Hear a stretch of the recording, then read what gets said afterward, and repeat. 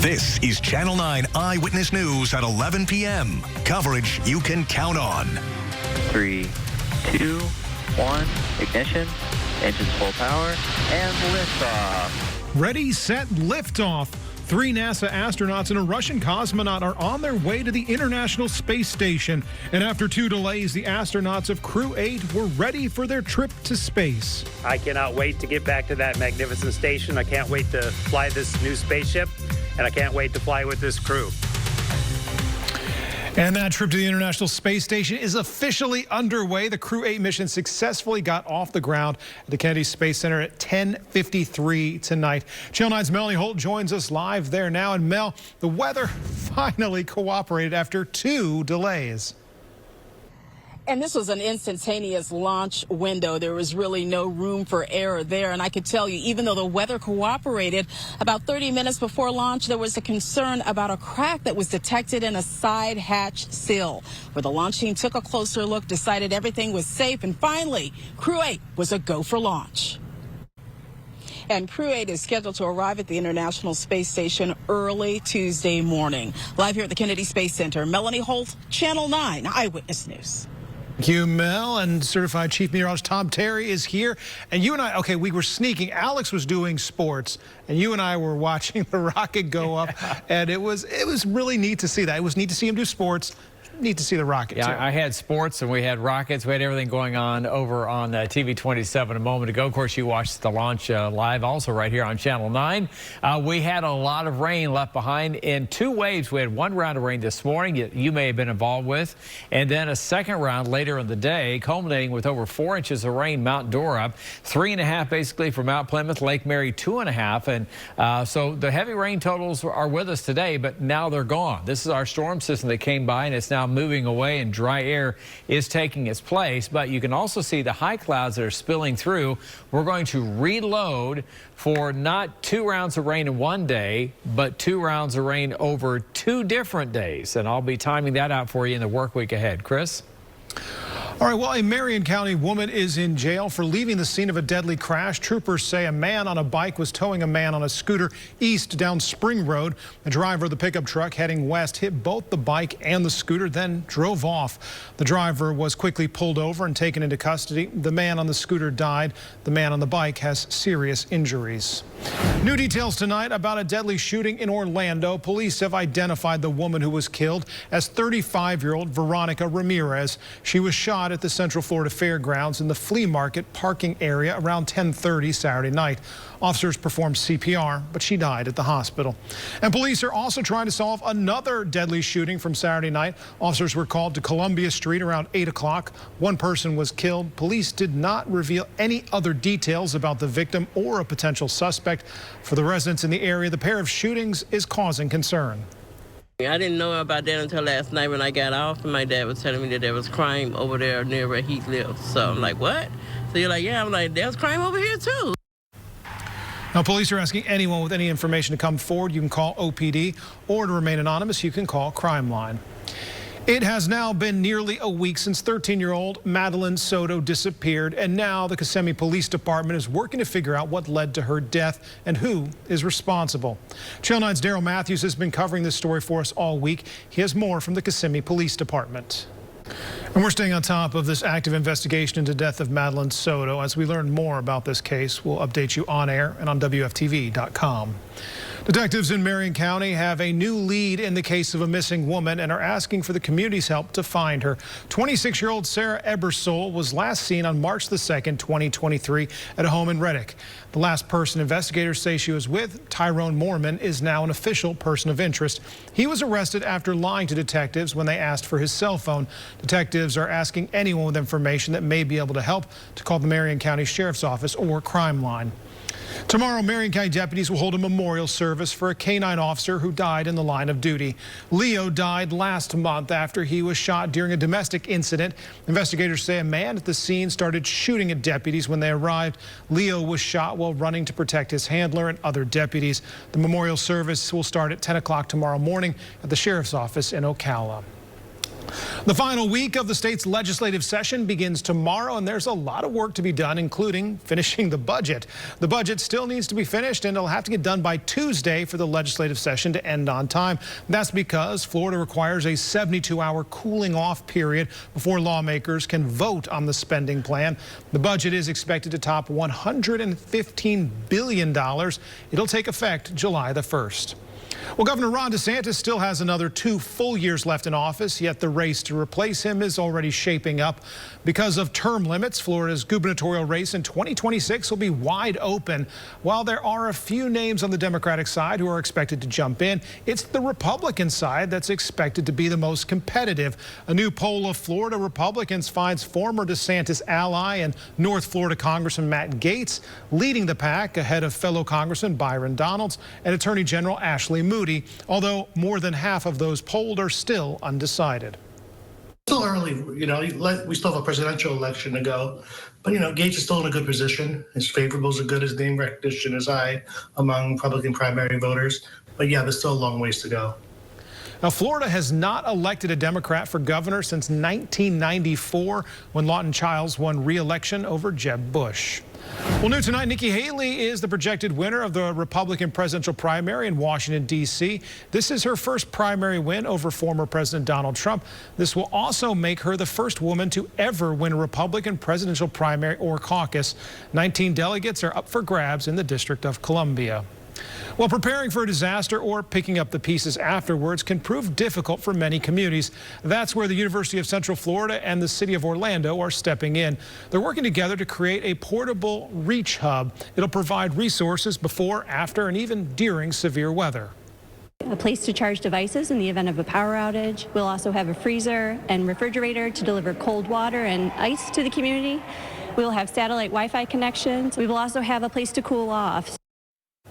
Well, to find out more about how the hub will be put into use when severe weather strikes, tune in tomorrow morning for Eyewitness News starting at 4:30.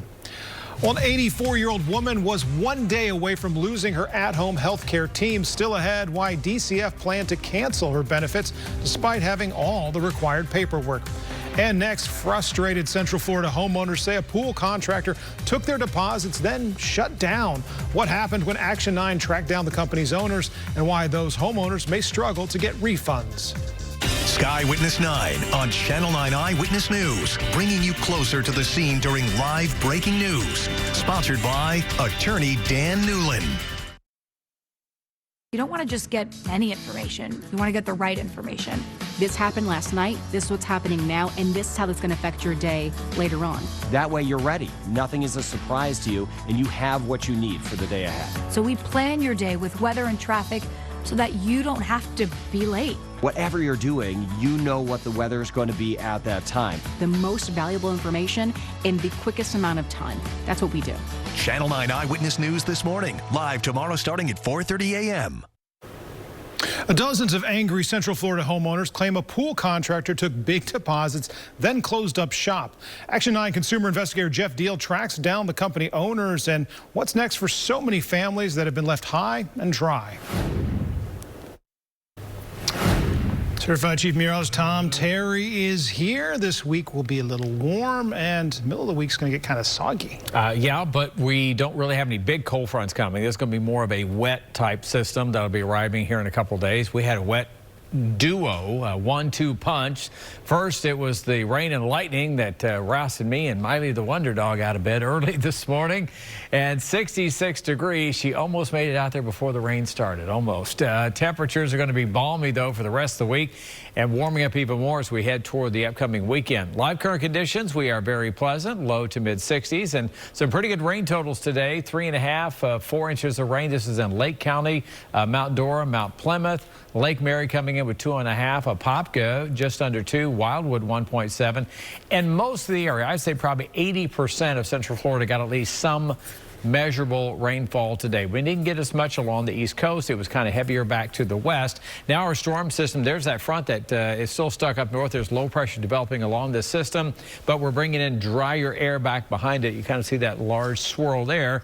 And back behind that, we have the high clouds coming through. And this is a very familiar pattern. We had this in December, January, February, very El Nino type pattern with a strong southerly jet.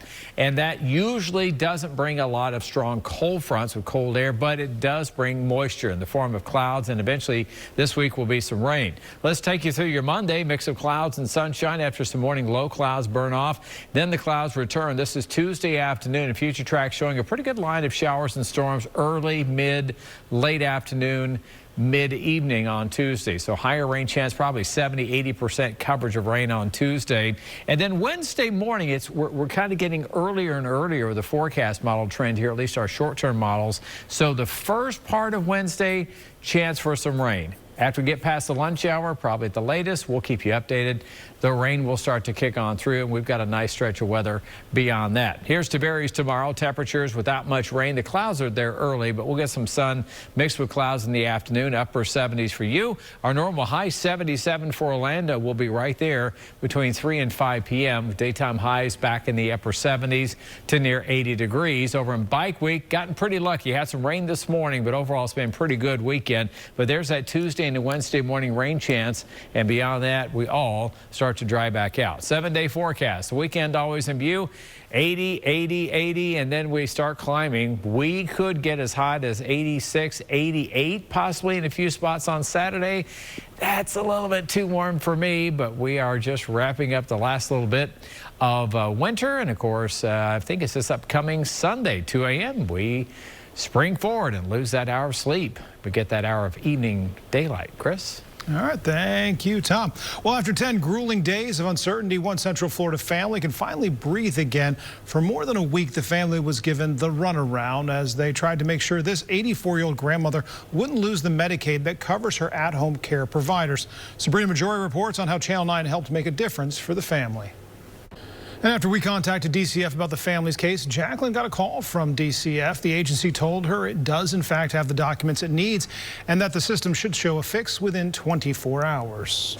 Well, straight ahead in sports, the Orlando Magic are one of the hottest teams in the NBA. Could they keep it rolling tonight against the last place Detroit Pistons? Sports anchor Alex Walker has the answer in a couple minutes. Download the WFTV weather app. Get a localized forecast from Tom Terry. Just search WFTV. Brought to you by the Law Offices of Attorney Dan Newland. Involved in a car accident? Call me now at 407-888-8000.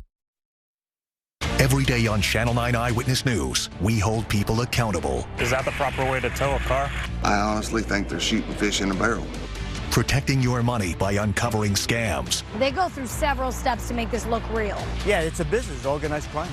And alerting you to possible dangers to your health. Does it concern you that these drugs, these medications are so widely available? Absolutely, it does. Watch every day and you'll see why. Channel 9 Eyewitness News is coverage you can count on. 60 games down, 22 to go, and the Magic are in great position to earn a top 8 seed in the Eastern Conference playoffs. The Magic are the 7 seed currently at 34-26. It's their 6th best record through 50 games in the last 25 years. 60 games. With that loss, they dropped to 4-5 this season. They host Omaha on Saturday. That's sports. We'll be right back with a look at your wake-up weather. Severe weather updates on WFTV are driven by Toyota of Orlando and Toyota of Claremont. All right, we're starting out with some patchy fog along our northern coastline here for Flagler County. Otherwise, after some rain today, it's going to be a little cloudy to start the day. Temperatures in the upper 60s, quickly into the 70s. Mostly dry, other than some of the morning low clouds and schmutz in the morning. Chris?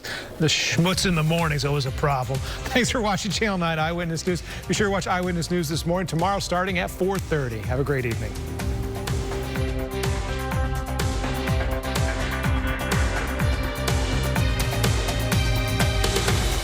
On WFTV tonight, we give you a new look at the day's biggest story. A deeper, new perspective. Uncovering the newest breaking information live. And breaking down new details. WFTV tonight, weeknights at 11, only on Channel 9.